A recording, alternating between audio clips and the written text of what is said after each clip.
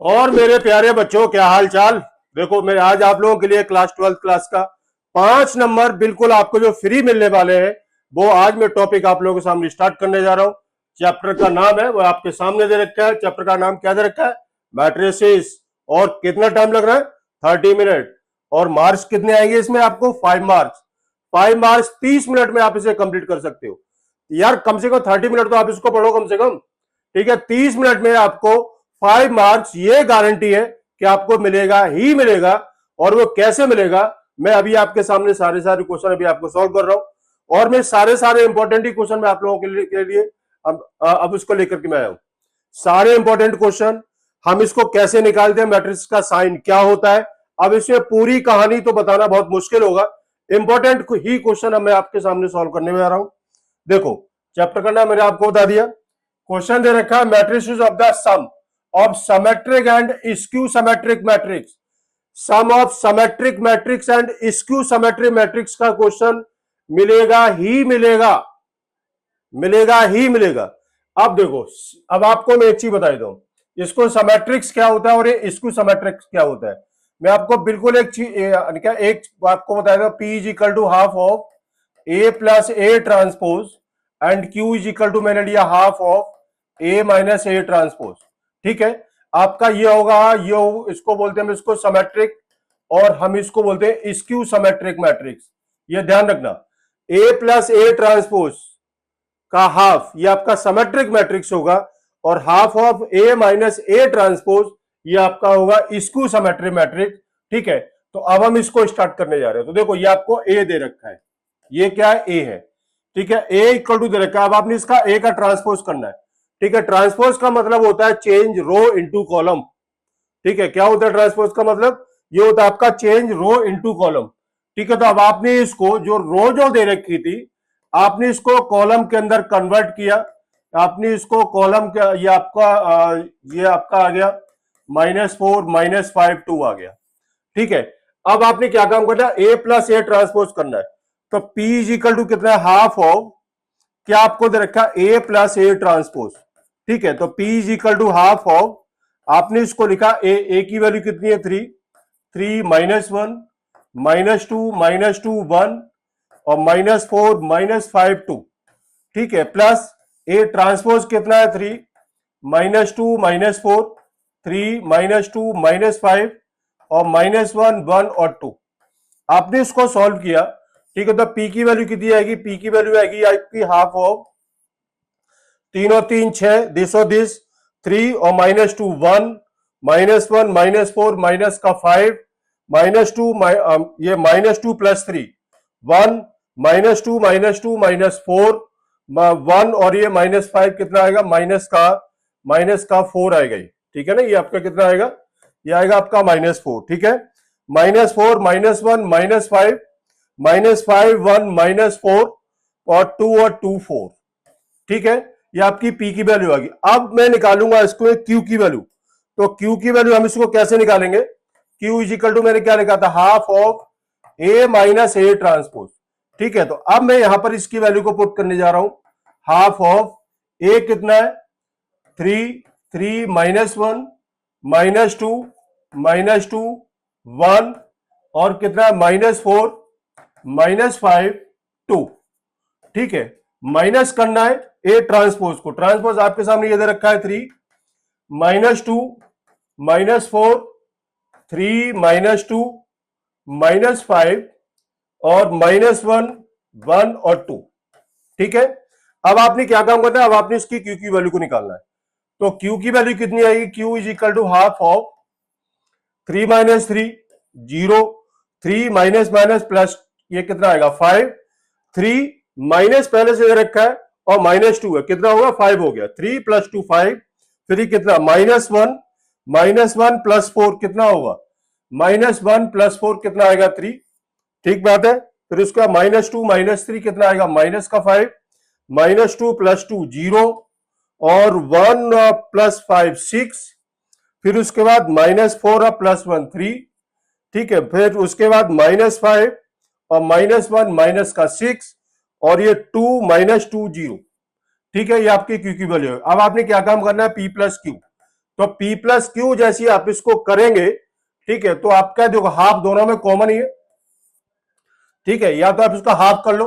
अब इसे जब आप इसको P प्लस क्यू करेंगे तो P प्लस क्यू का आंसर आपका वही होगा जो कि आपका ये क्वेश्चन जो दे रखा था, जो आपने इसको एज्यूम किया था, ठीक है। तो ये है आपका symmetric and skew symmetric matrix. आ रही बात समझ में? तो देखो अब आपने इसको प्लस भी करना चाहते हो तो P और Q, P की वैल्यू आपकी ये आ रही है, देखो 6 प्लस 0 कितना आएगा, 6 प्लस 0 6, 6/4 कितना आ जाएगा, ये आपका 3 आ रहा है। अगर आप इसको देखो, इन दोनों को आप इसको प्लस किया और ये दोनों को आपने इसको हाफ से डिवाइड किया, ये आपका 3 हो गया, ये 0 तो कितना आएगा 3, ये आपका 3 आ गया यहां पर ये, ठीक है। मैं यहां पर लिख देता हूं P plus Q is equal to, आपने इसको पूरा सॉल्व करेंगे तो 3, 3 माइनस 1 -2 -2 1 -4 -5 और 2, ठीक है, ये आपका आंसर आ जाएगा, ठीक है। तो ये है आपका सिमेट्रिक्स एंड स्क्यू सिमेट्रिक मैट्रिक्स, जो वेरी मोस्ट इंपॉर्टेंट क्वेश्चन ये एग्जाम के अंदर मिलता है, ठीक है। उसके आगे आपको दे रखा है if A equal to cos alpha minus sine alpha cos alpha A plus A transpose equal to I, find the value of alpha, ठीक है। तो ए ट्रांसपोज कितना होगा इसका, ए ट्रांसपोज होगा कॉस अल्फा और माइनस साइन अल्फा, आपने इसको कॉलम और रो के अंदर चेंज करना होता है, ये आपका साइन अल्फा और ये कॉस अल्फा, ये आपका क्या था, रो था, मैंने इसको कॉलम में ले लिया, ये रो था, मैंने इसको कॉलम में ले लिया। अब आपने क्या काम करना है, ए प्लस ए ट्रांसपोज करना है। तो ए की वैल्यू कितनी है, कॉस अल्फा, फिर कितना है माइनस साइन अल्फा, और फिर कितना है साइन अल्फा, और क्या आपको कॉस अल्फा प्लस प्लस कितना है ये कॉस अल्फा ए की वैल्यू, और ये साइन अल्फा और ये कितना माइनस साइन अल्फा और ये कॉस अल्फा, इक्वल टू क्या दे रखा है आपको, आई है, आई मतलब 1001 की कंडीशन होती है।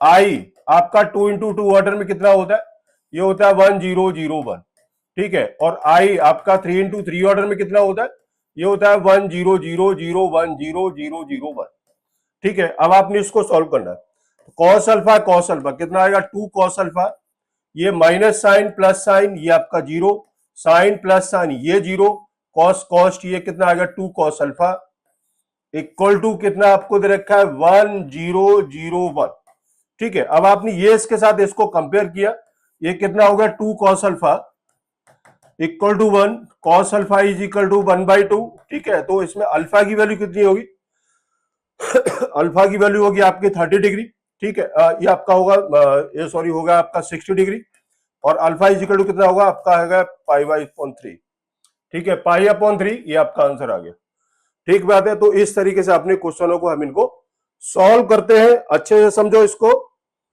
उसके बाद आ रहा है जी आपका a इक्वल टू, ये सारे मैन जो क्वेश्चन है जो आपके बोर्ड के अंदर आए हुए हैं, आपने d की वैल्यू निकालनी है। तो d के लिए आपने इसको आपने देखना है 2 इंटू 2 ऑर्डर है, 2 इंटू 2 ऑर्डर है, 2 इंटू 2 ऑर्डर है, ठीक है। तो d की वैल्यू मैंने यहां पर ले लिया a b c और d, मैंने इसको एज्यूम कर लिया ठीक है, मैंने d को एज्यूम कर लिया। अब आपके क्या काम करना है, cd पहले लिखना है, तो cd minus A B equal to 0 है ये, तो c की वैल्यू कितनी है बेटा, c है आपका 2538 इंटू डी कितना है A B C D, minus A कितना है 2 - 1 3 4, और बी कितना दे रखा है, बी है आपका 5274, ठीक है। अब आपने ए बी सी डी की वैल्यू को निकालना है, तो इससे पहले ये आपको इसको मल्टीप्लीकेशन पता होना चाहिए कि हम इसको मल्टीप्लीकेशन हम इसको किस तरीके से करते हैं। तो देखो ये रो और ये कॉलम का हम इसको मल्टीप्लाई करेंगे, कितना आएगा 2a प्लस 5c, ठीक बात है। फिर इसके बाद 3a प्लस 8c, फिर उसके बाद हम इसका मल्टीप्लाई करेंगे 2b प्लस 5d और 3b plus 8d equal to, फिर इसका मल्टीप्लाई करो 5 2 इंटू 5 प्लस 7 इंटू -1, ठीक है ना। फिर उसके बाद ये 5 इंटू 3 प्लस 4 इंटू 7, ये इसका मल्टीप्लाई, फिर उसके बाद हम इस कॉलम को उठाएंगे 2 इंटू 2 प्लस 4 इंटू -1, फिर इसके बाद 3 इंटू 2 प्लस 4 इंटू 4, ये इसका मल्टीप्लाई हो गया। अब हम इसको यहां सॉल्व करते हैं, कितना आएगा 2a plus 5c 2a plus 5c, 3a plus 8c, ठीक है। फिर उसके बाद 2b प्लस 5d और 3b plus 8d equal to, ये इसको कंपेयर करते हैं कितना आएगा, 10 माइनस 7 3, और ये कितना 15 प्लस 28, यही होगा 8 5 13 का 3, 1 और 1 2 और 2 4 43, देख लेना भाई, 4 माइनस 4 0, और ये कितना 6 प्लस 16, ये आपका आ गया 22, ठीक है। अब आपने क्या काम करना है, 2a plus 5c equal to 3 आपकी फर्स्ट इक्वेशन हो गई, 2b plus 5d equal to आपकी 0 सेकेंड इक्वेशन हो गई, 3a plus 8c equal to 43 आपकी होगी थर्ड इक्वेशन। आपने इसको कंपेयर करना है, 3b plus 8d equal to हो गया आपका 22, ये आपका हो गया फोर्थ इक्वेशन। अब आपने फर्स्ट और सेकंड को सॉल्व करो, ठीक है। फर्स्ट एंड सेकंड को आप इसको सॉल्व करेंगे तो आपकी a एंड c की वैल्यू को निकलेगी, ठीक, और सेकंड एंड थर्ड को आप इसको सॉल्व करेंगे, ठीक है, तो यहां से b एंड d की वैल्यू आपकी इसकी निकलेगी, और इसी तरीके से आपने a b c d की वैल्यू को निकालने के बाद आपने हम यहां पर हम इसकी वैल्यू को पुट करेंगे, value of a b c d, ठीक है, और वही आपका आंसर आएगा जो कि आपका 2 इंटू 2 फॉर्म में ही आपका आंसर आएगा, ठीक बात है। ये है आपका वेरी मोस्ट इंपॉर्टेंट क्वेश्चन जो अक्सर करिए एग्जाम में आते हैं, ठीक बात है। चलते हैं आगे, आगे क्वेश्चन क्या है, आगे है जी आपका find x, find x, x की वैल्यू निकालनी है। तो अब आपने इसको क्या काम करना है, आपने इसको वही लेना है ए बी सी और डी ई एफ, आपने इसको ले लिया, फिर कितना है इसका 1 2 3 4 5 6 इक्वल टू -7 -8 -9 2 4 6, ठीक है। अब आपने क्या काम करना है, अब आपने इसका वही मल्टीप्लीकेशन, इसका मल्टीप्लाई किसके साथ करेंगे, इसके साथ करेंगे, ए बी सी आपको दे रखा है, हाँ ठीक है बिल्कुल, ये भी आपका 2 इंटू 2, ये आपका कितना है। अब आपने देखना है इसका ऑर्डर कितना है, देखो ये आपका ऑर्डर है, रो कितनी है, रो है आपकी 1 2 2 रो और 3 कॉलम, ये आपका 2 इंटू 3 में है, फिर ये आपका ये भी आपका 2 इंटू 3 में है, और ये भी आपका 2 इंटू 3 में है।